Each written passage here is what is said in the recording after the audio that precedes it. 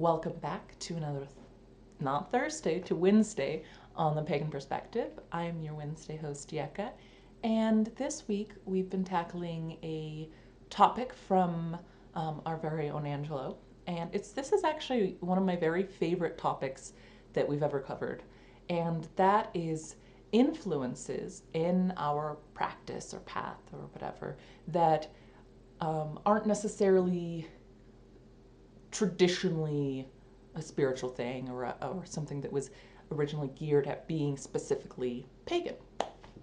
And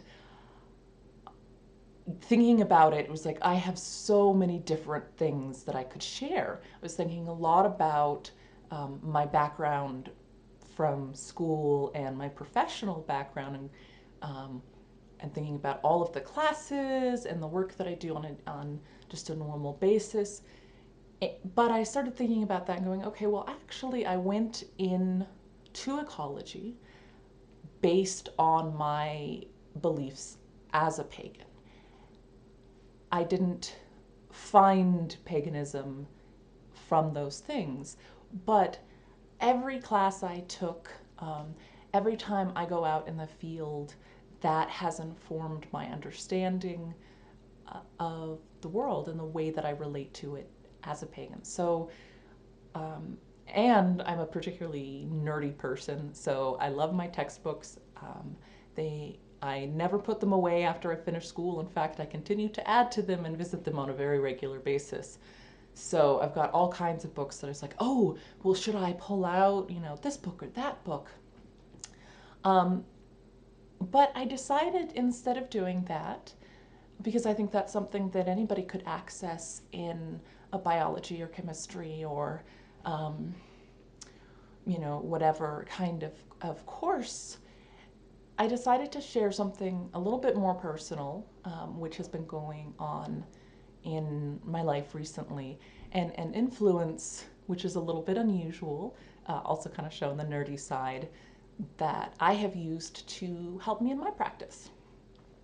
So the story behind this is, as a person, I'm not an angry person in general. Anger is not an emotion that I have very often. I am kind of like a no bullshit kind of, if somebody annoys me, I just don't have them in my life, right? I don't deal, it's just, and I don't get angry very easily.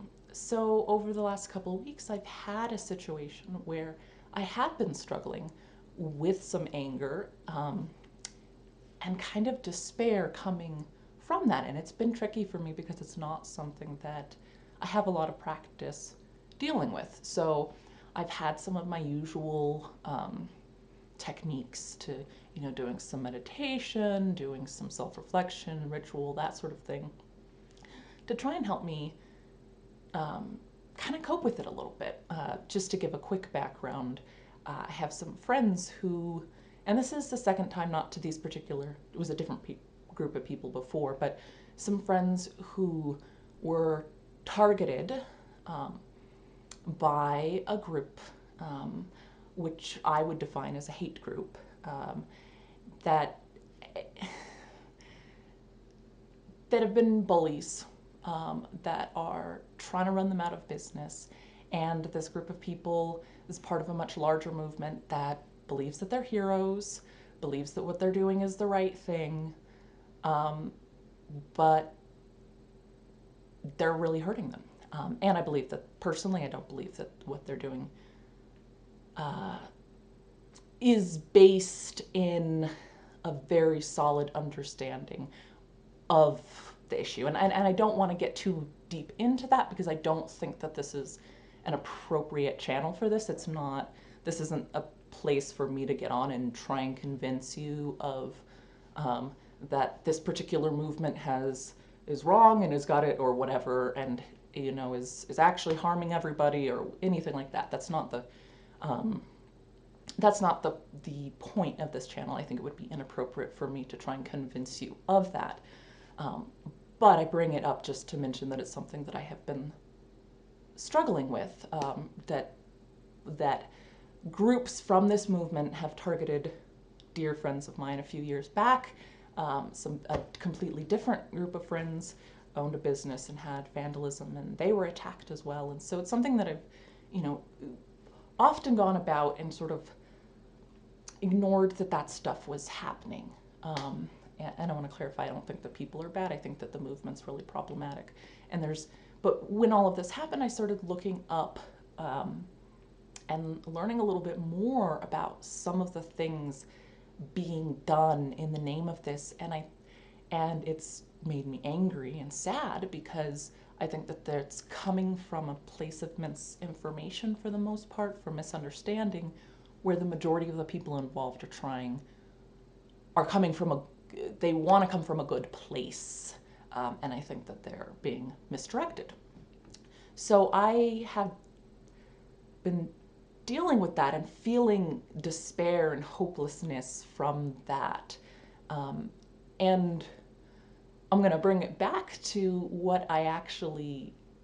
how I've kind of come to a place of letting that anger go a little bit, a place of coming out of that despair, and a place of a choice for action from that. So, to swing back around to the actual topic of places where we found influence, a little bit of the journey with this that I've been going through of the last couple weeks. It was actually yesterday. I kind of had a little bit of a breakthrough on it.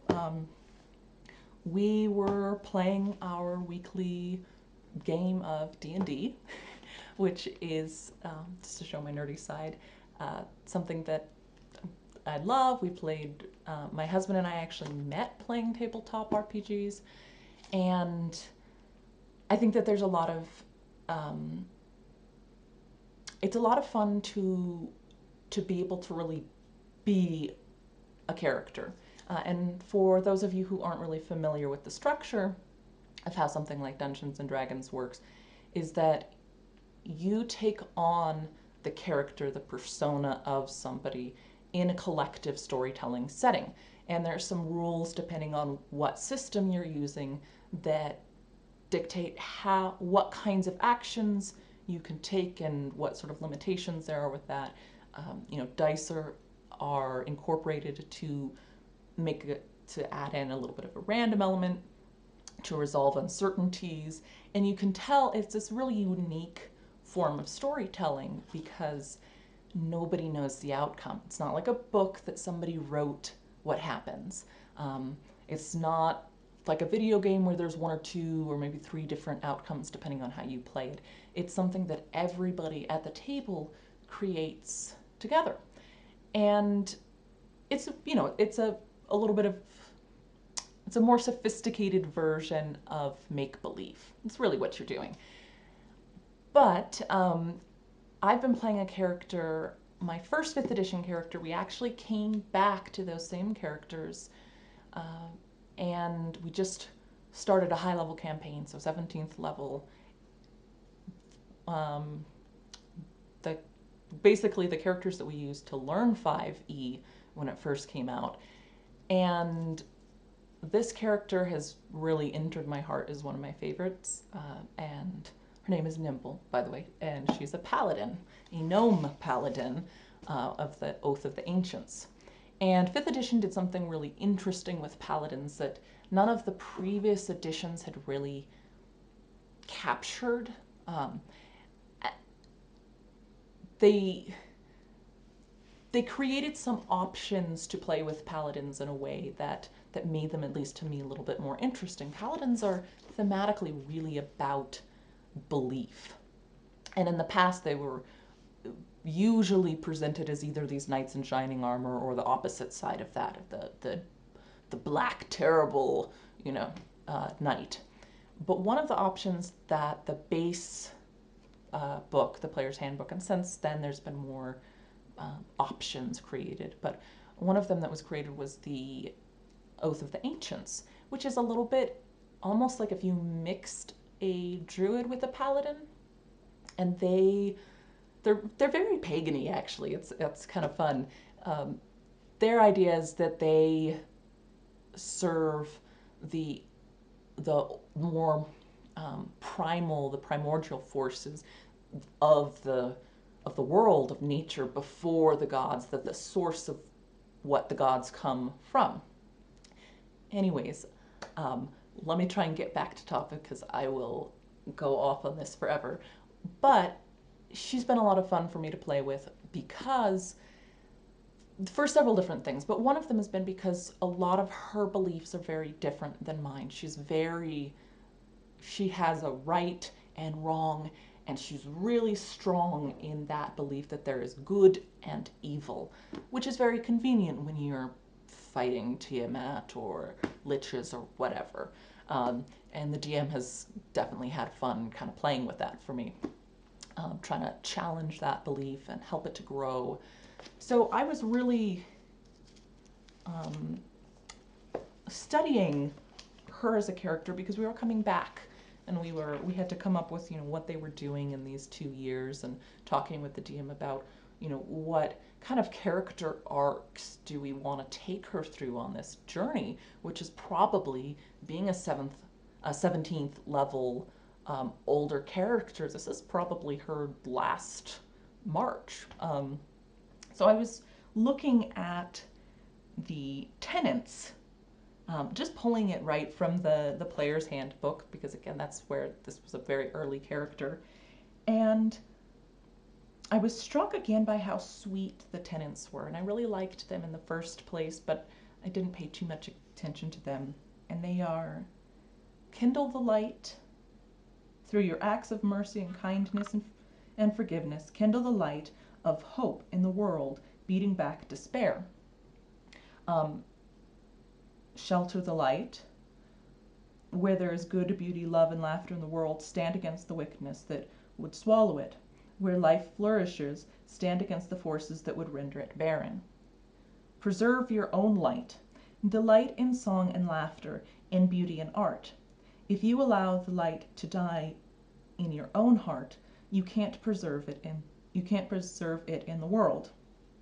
And then be the light. Be a glorious beacon for all those who live in despair. Let the light of your joy and courage shine forth in all your deeds. So those really spoke to me, given the context of that intense despair that I was feeling, and that even though the framework of this is this idea that there is light and dark and good and evil, and I don't really think that is how the world works, but I'm able to look at this and use this framework and be inspired by it and go, sure, I as a person am not fighting the terrible evil forces that this character is, but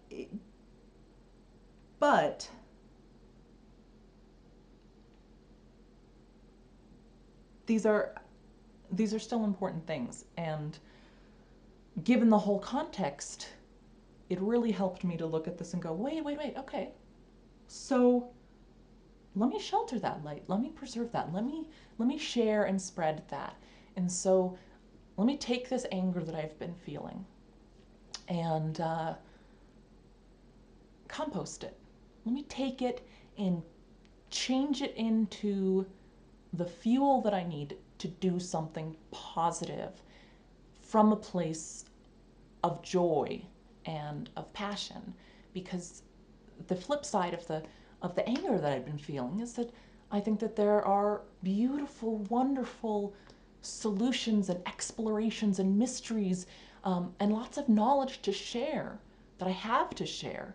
And so instead of just being angry at these people, go, okay, these people are probably really coming from a place, for the most part, of really wanting to do good, right? To help the world. And I am too. And I think that they're misinformed. So let me work on maybe helping with some of that misinformation and spreading some of that positive, spreading some of the the more accurate, the more nuanced information. So from this, I decided that, I've got to take action, and I'm going to be creating some little mini videos or documentaries to be sharing to inform on these subjects, and to really to not let myself get bogged down from that. So I suppose this is a little bit more of a personal video than I usually share with all of you. So here's my heart. I hope that there was something meaningful or useful for you in that. And thanks for sticking with me through the journey. So we've got some more interesting topics coming up, and I will see you next week. Take care.